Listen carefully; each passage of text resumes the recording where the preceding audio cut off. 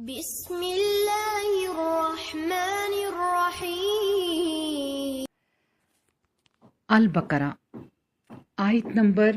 220۔ اللہ کے فضل و کرم سے پڑھتی ہوں۔ اعوذ باللہ من الشیطان الرجیم، بسم اللہ الرحمن الرحیم۔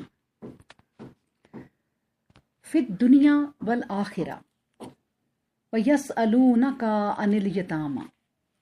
قل اصلاح لہم خیر وان تخالطوہم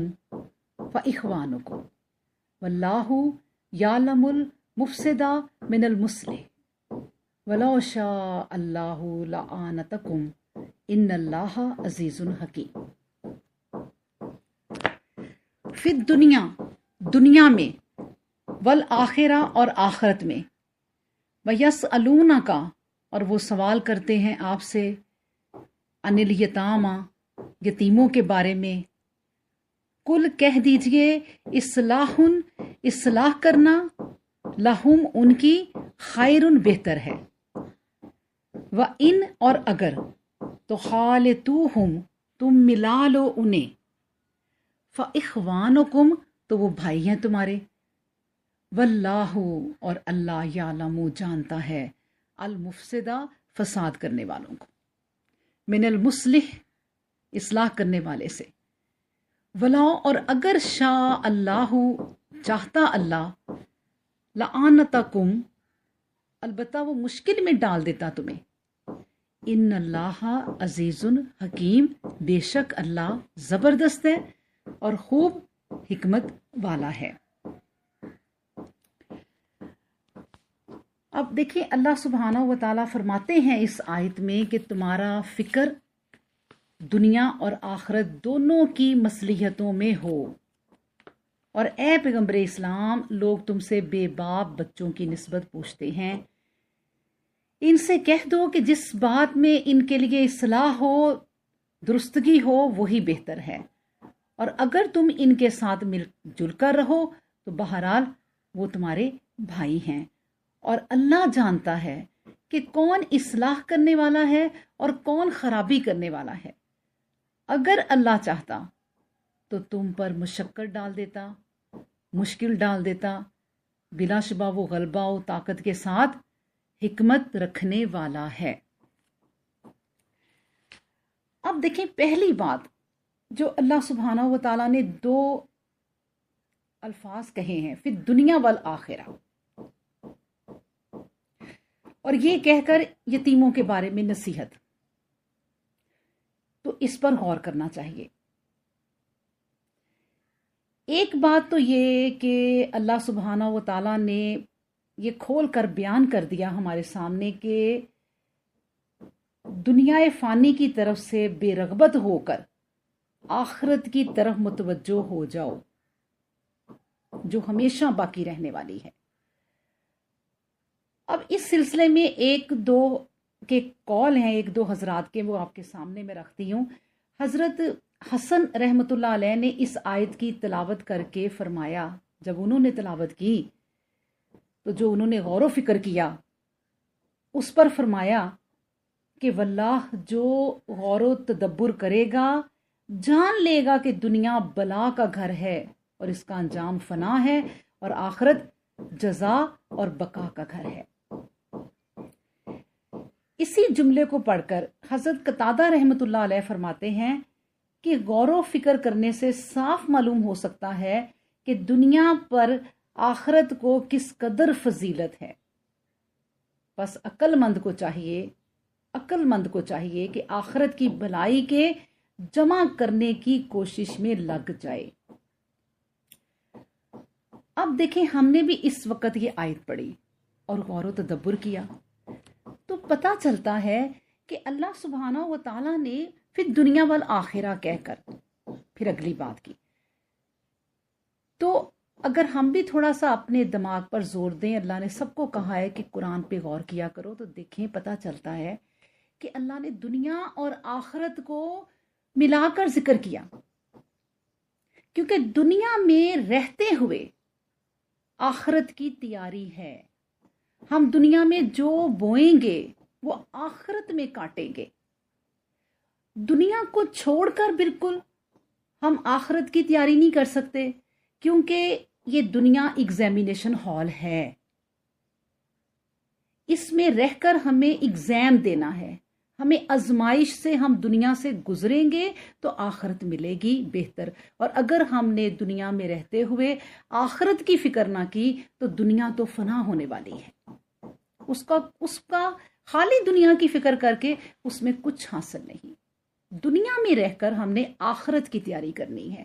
کیونکہ نبی کریم صلی اللہ علیہ وآلہ وسلم فرماتے ہیں کہ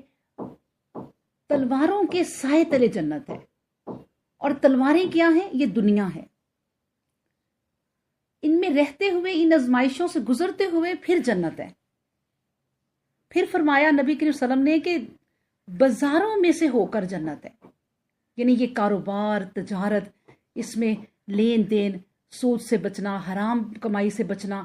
یہ سب کچھ کریں گے تو پھر ہم جنت کے حقدار بنیں گے۔ اس لیے پھر دنیا والآخرہ، یہ دنیا اور آخرت، اس کو سمجھو، اس کی حقیقت کو سمجھو، ٹھیک ہے؟ پھر اس کے بعد اللہ سبحانہ و تعالیٰ فرماتے ہیں یتیم کے بارے میں، وَيَسْأَلُونَكَ عَنِ الْيَتَامَى،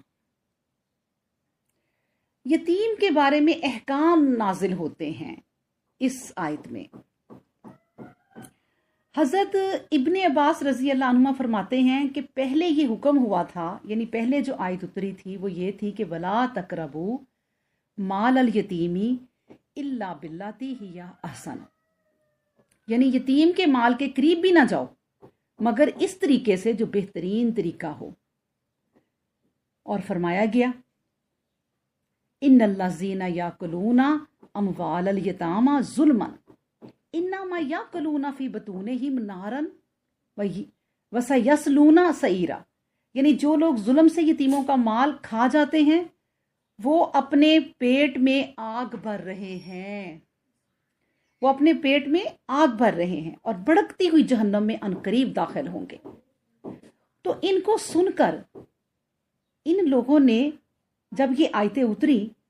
تو ان کو سن کر لوگوں نے یتیموں کے والی تھے جو یتیموں کا کھانا، ان کا پانی اپنے گھر کے کھانے اور گھر کے پانی سے بالکل جدا کر دیا، یعنی اتنا ڈر گئے۔ اب اگر اس کا پکا ہوا کھانا بچ رہا ہوتا تو اسے یا تو وہ دوسرے وقت کھاتے، مطلب کھائے، یا خراب ہو جائے تو یوں ہی ایک طرف رکھ دیتے، لیکن ان یتیموں کا نقصان نہ ہونے دیتے۔ دوسری جانب والیان یتیم جو یتیموں کی کفالت کرتے تھے تنگ بھی آ گئے کہ کب تک ایک ہی گھر میں اس طرح رکھ رکھاؤ کیا کریں۔ تو ان لوگوں نے نبی کریم صلی اللہ علیہ وسلم سے عرض کی، جس پر پھر یہ آیت اتری، کون سی؟ قُلْ اصلاح لَهُمْ خیر، اور نیک نیتی اور دیانتداری کے ساتھ ان کے مال کو اپنے مال میں ملا لینے کی رخصت بھی مل گئی۔ اچھا دیکھیں، حضرت صدیقہ رضی اللہ تعالیٰ عنہ فرماتی ہیں کہ یتیم کے ذرا ذرا سے مال کی اس طرح دیکھ بھال سخت مشکل کام ہے کہ اس کا کھانا الگ ہو، اس کا پینا الگ ہو۔ تو اصلاح لہم خیر سے تو یہ مراد یہی ہے کہ علیحدگی، لیکن پھر جو اللہ سبحانہ و تعالیٰ نے اگلا لفظ کہہ دیا وَإِن تُخَالِطُوهُمْ، فرما کر، یہ جب فرمایا، یہ فرما کر کھانا پینا ملا جلا رکھنے کی اجازت دے دی گئی، اس لیے کہ وہ بھی دینی بھائی ہیں۔ ہاں، نیت نیک ہونی چاہیے، قصد اور ارادہ اگر یتیم کو نقصان رسانی کا ہے تو وہ بھی اللہ تبارک و تعالیٰ سے پوشیدہ نہیں، اور اگر مقصود یتیم کی بھلائی اور اس کے مال کی نگہبانی ہے تو اسے بھی وہ عالم الغیوب خوب جانتا ہے، اس کے علم میں ہے۔ پھر فرمایا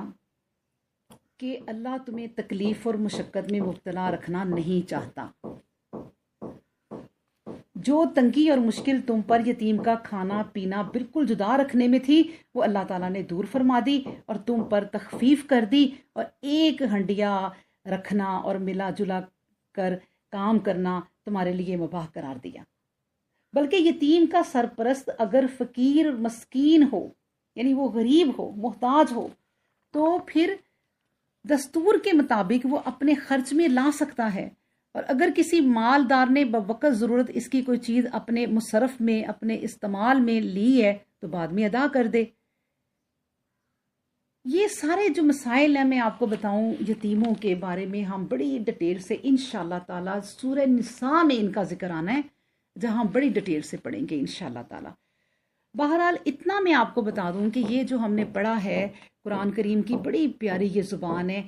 جو فرما کر کہ ان تخالطوہم فاخوانکم، اگر تم ان کے ساتھ مل جل کر رہو تو بہرحال وہ تمہارے بھائی ہیں۔ جب تم آپس میں بھائی بھائی ٹھہرے تو بھائی بھائی میں تکلف کیسا؟ ان کی خوراک اور ضروریات زندگی تم اپنے پاس سے پوری کر دو تو بہت بہتر اور بہت ہی اچھی بات ہے۔ اگر اتنی وسعت نہ ہے تو باقاعدہ حساب کتاب کے ساتھ ان کے مال سے بقدر ان کی ضرورت کے لیا جا سکتا ہے، یعنی ان کی کفالت کرنے کے لیے ان کے ہی پیسے ان پر لگائے جا سکتے ہیں حساب کتاب سے۔ ایک اور میں جو سورۃ نساء کی بات کر رہی ہوں تو اس میں اللہ سبحانہ و تعالیٰ نے یہ فرمایا ہے سورۃ نساء میں، اور دیکھو بے باپ بچوں کا مال ان کے حوالے کر دو، ایسا نہ کرو کہ ان کی اچھی چیز کو اپنی نکارہ چیز سے بدل ڈالو اور ان کا مال اپنے مال کے ساتھ ملا جلا کر خرد برد کر دو، اور یقیناً ایسا کرنا بڑی ہی گناہ کی بات ہے۔ اور اس میں یہ بھی آیت آنی ہے جو میں آپ کو صرف ابھی ترجمہ بتا دیتی ہوں النساء میں، کہ اور دیکھو مال و متاع کو اللہ نے تمہارے لیے قیام کا ذریعہ بنایا ہے، بس ایسا نہ کرو کہ کم عقل آدمیوں کے حوالے کر دو، یعنی اپنا مال جو ہے وہ کم عقل آدمیوں کے حوالے بھی نہیں کرنا چاہیے، ایسا کرنا چاہیے کہ ان کے مال سے ان کے کھانے اور کپڑے کا انتظام کر دیا جائے اور نیک اور بھلائی کی بات انہیں سمجھا دی جائے۔ اللہ اکبر۔ ایک اور آیت ہے، میں اس کا بھی آپ کو ترجمہ سنا دیتی ہوں، وہ بھی نساء میں ہے، اور میں نے آپ کو بتایا کہ وہاں ہم بڑی تفصیل ان کی پڑھیں گے۔ اللہ سبحانہ و تعالیٰ فرماتے ہیں اور لوگوں کو ڈرنا چاہیے کہ اگر وہ اپنے پیچھے ناتواں اولاد چھوڑ جائیں تو انہیں ان کی طرف سے کیا کچھ اندیشہ ہو، بس چاہیے کہ اللہ سے ڈریں اور ایسی بات کہیں جو درست اور مضبوط ہو۔ اللہ اکبر۔ اللہ تعالیٰ ہمیں آیت پڑھنے اور اس کو سمجھنے اور اس پر عمل کرنے کی توفیق